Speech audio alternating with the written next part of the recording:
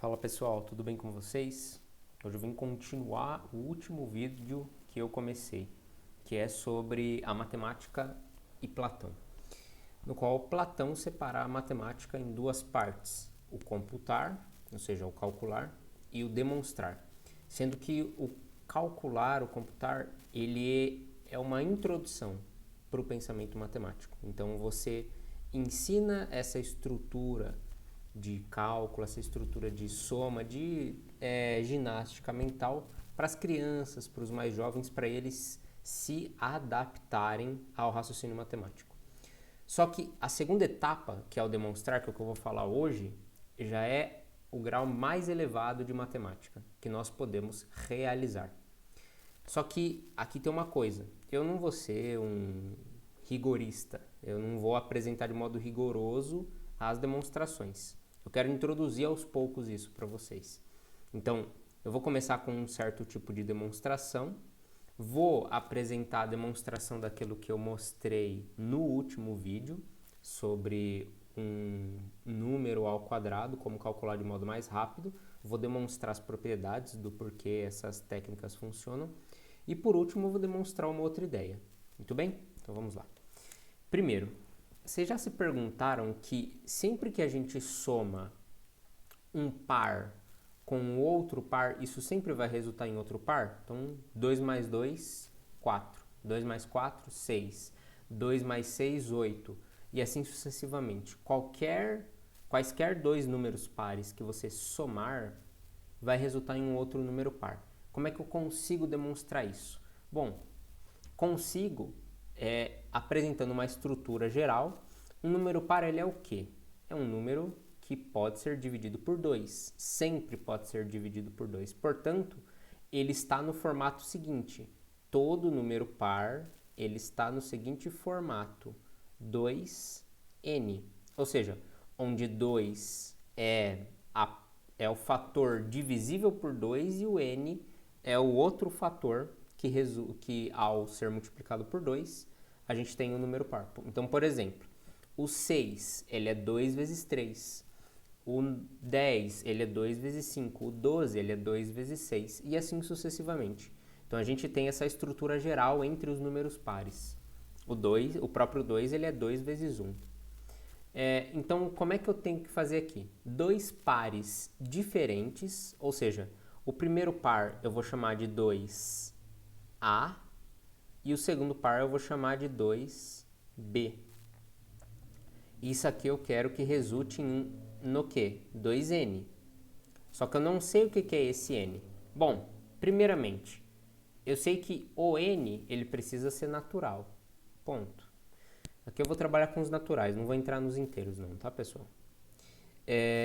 2A mais 2B, bom, eu não consigo somar números diferentes que possuem fatores diferentes, mas tem um fator comum entre os dois, que é esse 2. Então eu vou deixar ele em evidência e eu vou ter 2 vezes A mais B.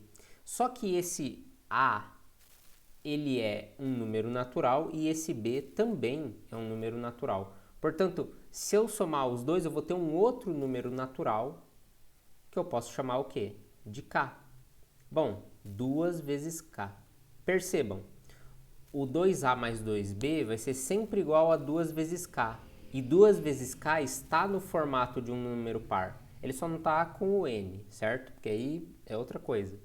Mas ele está no formato. Ou seja, ele é um múltiplo de 2. Ele é divisível por 2. Portanto, sempre, isso daqui é uma demonstração generalizada, pessoal. Existem os casos particulares, como os que eu apresentei, 2 mais 2, 2 mais 4, 2 mais 6, 2 mais 10. E existem os casos gerais, ou seja, a demonstração lida com esses casos gerais. Aqui eu acabei de demonstrar que, independente de quais pares você esteja somando, sempre a resposta será um número par. Sempre. Devido à ideia, devido à estrutura, devido ao conceito de número par. Muito bem. Só que isso aqui foi demonstrado. Só que também tem uma outra ideia. Sempre que eu somo dois números ímpares, essa soma sempre resulta em um número par. Se a gente for pegar casos particulares, 1 mais 3, 4, 3 mais 5, 8, 11 mais 7, 18 e assim sucessivamente. Quaisquer dois números ímpares somados resultam em um número par. Então, aqui em cima eu coloquei a estrutura geral de um número par. Mas qual é a estrutura geral de um número ímpar? É a seguinte: o ímpar é todo aquele número que não é par. Ou seja, ele não pode ser divisível por 2, ele não é múltiplo de 2. Portanto, ele está no formato qual? 2n mais 1, certo? Então, aqui eu vou ter o quê? No primeiro ímpar. Lembrando, eu estou tratando de ímpares diferentes e não de ímpares iguais. Então, aqui, ó, I, o ímpar, 2a mais 1, e o segundo ímpar é 2b mais 1. Muito bem, isso aqui eu quero que seja, eu quero demonstrar que isso vai ser igual a 2n na estrutura, certo? Isso daqui vai ser um par. Bom, o 2a e o 2b eu não posso somar, então eu só permaneço com eles. Mas o 1 eu posso somar com o 1. Então, 1 mais 1 é 2. O 2 ele é fator comum em todos as três parcelas que estão sendo somadas, então eu vou deixar em evidência. 2 vezes A mais B mais 1, certo? Porque 2 é igual a 2 vezes 1. Então, o que está multiplicando esse 2 aqui é o 1. Muito bem. Lembrando que o 1 ele é um número natural. O A ele também é um número natural e o B também. A gente definiu isso, né, antecipadamente. A soma de três números naturais sempre será um número natural. Então, esse daqui vai ser um outro valor. Eu vou chamar de M, porque ele não é nem o N e nem o K aqui de cima. Então, aqui, o que eu tenho de resposta? 2 vezes um número natural chamado M. E isso está na estrutura de um número par. Portanto, está demonstrado que sempre que nós somarmos dois números ímpares, o resultado dessa soma vai ser um número par, sempre. Então, de modo generalizado. Lembrando, deixando bem explícito aqui, que a gente tem demonstrações particulares. Aqui eu não vou falar dos tipos de demonstração, por contradição, etc. Não vou entrar nesse mérito. Mas a gente tem casos particulares e casos gerais. A demonstração lida com os casos gerais. Ela pode lidar com os particulares para demonstrar algo? Pode. Mas, em resumo, ela lida com os casos gerais, generalizados. Como esses dois aqui. Então, eu pego quaisquer dois números pares ou quaisquer dois números ímpares e eu demonstro alguma ideia acerca deles. Tá certo? Muito bem. Próxima ideia. Bom, primeiro, 0 ao quadrado. Por que aquele 0 ao quadrado deu certo? Eu expliquei mais ou menos por cima por que dá certo. É por causa de uma propriedade da potenciação. Quando eu tenho o 0 ao quadrado, não é o 0 especificamente, mas é um número terminado em 0. Então, 10 ao quadrado, ou 20 ao quadrado, ou 50 ao quadrado. Como é que eu costumo fazer o cálculo disso? Eu faço o número ao quadrado, então 1 ao quadrado é 1, e eu duplico a quantidade de zeros, é 2. O 2 ao quadrado é 4, eu duplico a quantidade de zeros. O 5 ao quadrado é 25 e eu duplico a quantidade de zeros. Aqui tinha 1, transformei em 2, aqui tinha 1, transformei em 2, etc. Por que isso dá certo? Por causa disso daqui, ó, dessa propriedade. A vezes B ao quadrado é igual a ao quadrado vezes B ao quadrado. Como assim? Bom, vou pegar o 20 aqui como exemplo. O 20 ao quadrado, ele é igual a 2 vezes 10. Só que como 2 vezes 10 ele é 20 e o 20 estava elevado ao quadrado, 2 vezes 10 vai ser elevado ao quadrado. Logo, isso aqui é igual a 2 ao quadrado vezes 10 ao quadrado. Como eu sei que 10 ao quadrado vai ser 100, e 100 sempre acrescenta 2 zeros no fim de quando multiplica qualquer número, você vai ter aquele número mais 2 zeros. Então, eu vou ter o 2 ao quadrado, que é 4, mais 2 zeros, portanto 400. No caso aí, 4 vezes 100, que é 400. No caso do 50, a mesma coisa, vai ser 25 vezes 100, que aí vai ser 2.500, tá bom? Então, é por isso que funciona. Não tem segredo, é propriedade da potenciação. Agora, por que que quando eu faço 5 ao quadrado, um número terminado em 5, ele dá certo? Vamos lá. Quando eu tenho aqui, por exemplo, 35 e eu quero fazer ele ao quadrado, eu faço dessa forma aqui. O 5 ao quadrado eu só copio, é 25. O 3 eu multiplico pelo seu sucessor, que é o 4, portanto é 12. Portanto, 35 ao quadrado é 1225. Por que que isso dá certo? Por causa disso daqui, ó. O 35 ao quadrado, na verdade, eu estou chamando de... Vamos lá. 35 ao quadrado, estou chamando de 40 menos 5 ao quadrado. Já explico por quê. Se a gente parar para pensar, o 5 aqui ele é unidade e o 3 aqui é dezena, certo?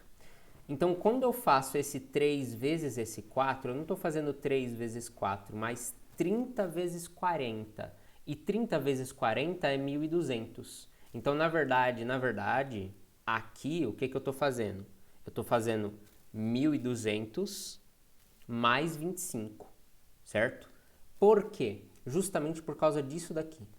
Esse daqui é o fundamento. Então, eu vou pegar o 40 menos 5 e vou destrinchar essa distributiva. Não vou fazer 30 menos 5 direto, mas vou fazer a distributiva aqui. Então, me acompanhe.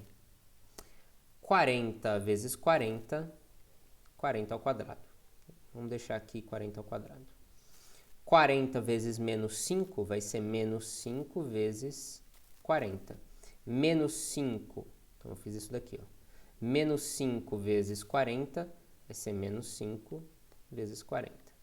E aqui eu vou ter menos 5 vezes menos 5, que é mais 25. Só esse aqui eu fiz por quê? Porque isso daqui é isso daqui, certo? Os dois estão conectados. Agora, como é que eu conecto o 30 com o 40, como eu falei aqui atrás? Simples. Menos 5 vezes 40 e menos 5 vezes 40. Ó, 40 eu vou deixar em evidência. Percebam aqui, ó, 40 em evidência. Eu vou ter aqui 40 vezes 40, portanto aqui vai ser 40 vezes 40. Menos 5, eu tirei esse 40, certo? Coloquei ele aqui em evidência. Tirei esse 40 e coloquei ele em evidência. Portanto, vai ser menos 5 menos 5. 40 menos 5 com menos 5 é igual a 30. Portanto, aqui eu tenho 40 vezes 30. Percebam, 40 vezes 30. A ordem dos fatores não altera o produto, portanto, se eu fizer 30 vezes 40, eu vou ter o resultado dessa multiplicação aqui, ó. Ou seja, eu não preciso pegar e usar o método vertical, né? 25 vezes 25, no caso 35, e aí multiplicar, né? O algoritmo vertical. Não preciso fazer isso. O que eu posso fazer é isso daqui. Por quê? Porque isso está fundamentado nos produtos notáveis, que é uma outra propriedade. Ok? Muito bem. Bom, com base nisso que eu estou passando, complementando o último vídeo, eu expliquei já o que é essa diferença entre os quadrados, expliquei como ela funciona, não vou reexplicar ela aqui, eu só quero demonstrar ela. Por que ela dá certo? O que é diferença entre quadrados? Em resumo, eu tenho aqui entre quadrados consecutivos, certo? É diferença entre quadrados consecutivos. Portanto, se eu quero saber quanto que é 36 ao quadrado, eu só preciso saber quanto que é 35 ao quadrado e aí eu sei a diferença. Vamos lá. Primeiro, eu posso ter dois quadrados consecutivos, o menor ou o maior. Tem duas formas da gente observar isso. Eu vou olhar para o menor como n. Muito bem. O menor ele é n. Eu quero saber a diferença entre os quadrados, portanto, eu quero saber a diferença entre n ao quadrado e n mais 1 ao quadrado. Afinal, o menor é n, logo o maior vai ser n mais 1. Esse é o primeiro caso, quando eu estou olhando para o menor. Portanto, eu vou ter aqui, vou aplicar já o produto notável do n mais 1 ao quadrado, eu vou ter n ao quadrado mais 2n mais 1 menos, afinal eu estou falando de diferença entre quadrados, menos esse n ao quadrado, tá certo? Portanto, aqui como está em parênteses, não é necessário estar em parênteses porque eu já apliquei a distributiva, já fiz o produto notável. N ao quadrado menos n ao quadrado vai ser igual a 2n mais 1. Portanto, se eu quiser saber a diferença entre 36 ao quadrado e 35 ao quadrado, só preciso pegar o 35, dobrar ele e somar mais 1. Então, 2 vezes 35 é 70, mais 1, 71. Portanto, para eu saber o 36 ao quadrado, ele vai ser igual ao 1.225 que eu acabei de descobrir, mais 71. Muito bem. Quanto que é 1.225 mais 71? 1.296. Esse é 36 ao quadrado. Isso olhando para o menor. Olhando para o maior, segue um outro processo. No segundo caso, que é a gente olhando para o maior, eu vou ter aqui o menor. Aqui vamos separar para não confundir. Olhando para o menor, eu vou ter aqui n menos 1 e o maior, ele é o próprio n. Portanto, ele vai seguir quase o mesmo raciocínio. Só que aí, no final, a gente vai ter 2n menos 1 ao invés de 2n mais 1. Tentem demonstrar isso. E por último, uma demonstração um pouco mais rigorosa, tá? Seja um número A pertencente aos inteiros. Isso daqui significa A pertence ao conjunto dos inteiros. Prove, ou seja, ele me deu um número, prove que se o A for ímpar, então A ao quadrado também será ímpar. Então, o A ele pertence aos inteiros. Essa é a primeira informação que a gente tem. Segundo, o A ele é ímpar. Portanto, o A ele vai ser igual a 2K mais 1, como a gente já viu, que é a estrutura de um número ímpar. Tá certo? Muito bem. A gente tem que também colocar que se o A ele é inteiro, esse K aqui, ele também pertence aos inteiros. Ok? Nenhum número ele é composto por fatores que não são do mesmo conjunto. Tá? Isso é uma outra ideia, uma outra demonstração. Muito bem. Então, A ao quadrado também será ímpar. Então, o que eu quero demonstrar? Que A ao quadrado, ele vai ter o formato de 2n mais 1. Por que 2n? Porque esse daqui é diferente desse daqui, tá? É isso. Então, vamos lá. Bom, eu sei que A é 2k mais 1, portanto, A ao quadrado vai ser 2k mais 1 ao quadrado. Portanto, eu vou aplicar a distributiva aqui, eu vou aplicar os produtos notáveis. E, bom, quem não tem familiaridade, a gente pode fazer a distributiva. Quem já tem, já sabe a resposta. 2k vezes 2k vai ser 4k ao quadrado. 2k vezes 1 vai ser 2k. 1 vezes 2k vai ser 2k. E 1 vezes 1 é 1. Muito bem. Bom, aqui, esse 1 aqui, ele não pode ser somado. Esse 2k mais 2k pode. Então, eu vou ter 4k ao quadrado mais 4k mais 1. Aqui, eu consigo deixar no formato ímpar? Consigo. Colocando 2 em evidência, eu vou ter aqui 2k ao quadrado mais 2k. E isso daqui soma com 1. Bom, isso daqui eu posso chamar de A. Certo? A não, porque o A a gente já está utilizando lá em cima. É para não confundir vocês, tá, pessoal? As incógnitas, quando a gente observa elas, geralmente quando a gente trabalha são diferentes. Então, é bom sempre utilizar incógnitas diferentes. Vou chamar de X. Então, aqui eu tenho o quê? 2x mais 1. Ou seja, acabei de demonstrar que o A ao quadrado ele é ímpar. Depois que a gente faz ele ao quadrado. Ele está no formato de um número ímpar.